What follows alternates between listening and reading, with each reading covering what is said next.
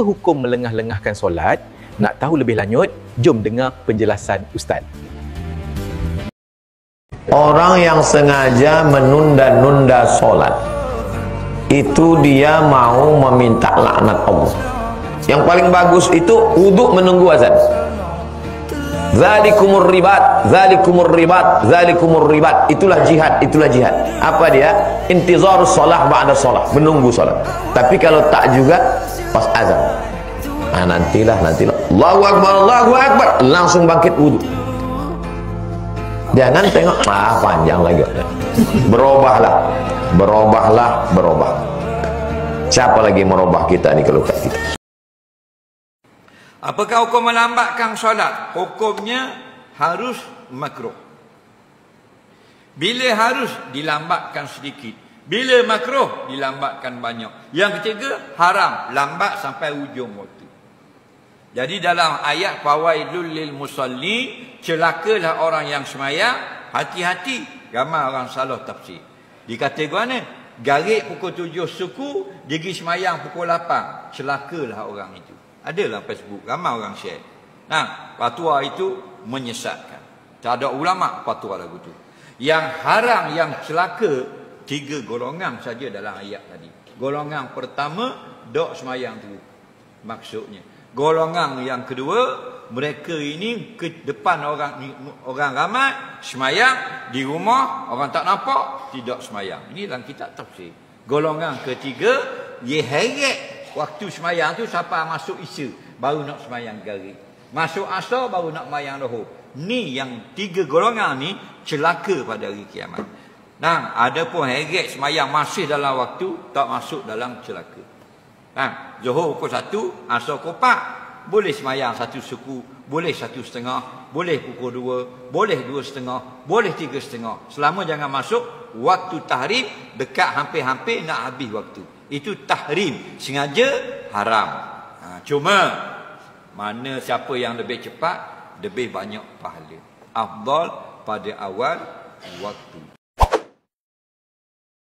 Mengakhirkan solat dari waktu, dan ini yang banyak dilalaikan oleh kaum muslimin. Mereka solat iya, tetapi mereka menunda-nunda solat tersebut sampai akhirnya berada di akhir waktu. Sebagai contoh misalnya, orang solat subuh, rakaat pertamanya di waktu yang masih diizinkan, rakaat keduanya sudah waktu terbit matahari. Itu secara sengaja, bukan ada udzur syar'i. Maka tentu saja ini yang termasuk dalam bahasan kita. Dan menerlambatkan waktu solat tanpa udzur syar'i. Udzur syar'i itu seperti misalnya orang musafir, sehingga dia punya rukhsah atau keringanan untuk jamak dan qasar, diisi dengan atau dipilih antara jamak takdim dan jamak takhir. Sehingga seseorang punya keringanan bagi musafir dalam Islam. Kalau dia musafir, dia boleh memajukan asar di waktu duhur, dan bisa juga menerlambatkan duhur ke waktu asar, yang biasa dikenal dengan jamak takdim dimajukan dan jamak takhir atau diterlambatkan. Begitu juga dengan maghrib dan isya. Isya bisa ditarik ke waktu maghrib, dikenal dengan jamak takdim, atau maghrib yang diterlambatkan ke waktu isya secara sengaja, dan itu dikenal dengan jamak takhir. Nah, ini udzur, karena ada dibolehkan. Atau seseorang memang dia menjamak karena udzur-udzur yang lainnya, seperti contoh kasus terjadi bencana alam, gempa bumi, ya, yang tidak memungkinkan dia untuk melakukan solat. Atau ada orang akan melakukan operasi, dan itu akan memakan 2 waktu solat, dan dia harus menjamaknya di sini walaupun tidak qasar misalnya. Maka itu ada bahasan ulama tentang masalah dibolehkannya. Tetapi kalau orang sengaja hanya menunda-nunda saja, ya sudahlah, nanti aja. Seperti contoh misalnya duhur sekarang sudah masuk waktunya. Ada orang yang punya keringanan, artinya dia sama sekali tidak ada udzur untuk menunda dari awal waktu. Dia hanya membuang-buang waktu saja. Ya sudahlah, nanti aja setengah jam lagi, 1 jam lagi, nanti aja jam 2, nanti aja setengah 3. Maka ini pertama dia kehilangan keutamaan solat di awal waktu. Dalam hadis Bukhari Muslim, waktu ditanya kepada baginda Nabi SAW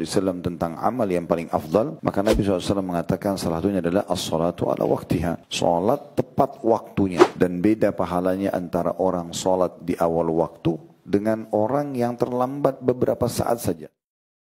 Perasan tak, ramai yang ambil mudah soal solat. Sibuk buat itu dan ini, ada majlis lah, ada kerja lah, ada macam-macam lah urusan dunia. Sampai sengaja lewatkan solat fardu. Nak dekat habis waktu nanti, baru nak solat. Ada tu solat ala kadar je, bukan nak ingat Allah sangat pun, tapi sekadar nak lepaskan beban. Hanya sebab tahu solat tu wajib, buat sekadar buat, bukan solat untuk Allah. Solat macam inilah yang Allah dan Rasulnya sebut sebagai solat orang munafik. Dalam surah An-Nisa, Allah sebutkan sebahagian daripada solat orang munafik. Innal munafiqina yukhadi'una Allah wa huwa khadi'uhum wa idza qamu ila as-salati qamu kusala yura'una an-nasa wa la yadhkuruna Allah illa qalila. Sesungguhnya orang-orang munafik itu cuba nak menipu Allah, sedangkan Allah pula tetap membalas tipu daya mereka, yakni dengan membiarkan mereka terus dalam keadaan munafik. Mereka ni bila nak solat, mereka akan buat dengan rasa malas, sekadar nak tunjuk kat orang dia solat, dan mereka bukan nak ingat Allah sangat pun, sikit-sikit, jarang-jarang je. Banyak kali dah Nabi SAW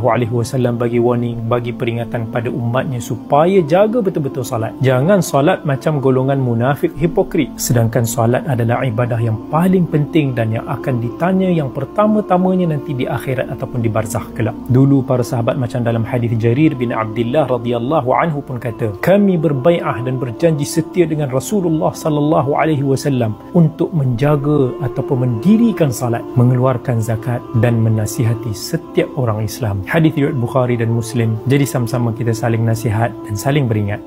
Semoga ilmu ini bermanfaat dan menjadi panduan dalam hidup Anda seharian.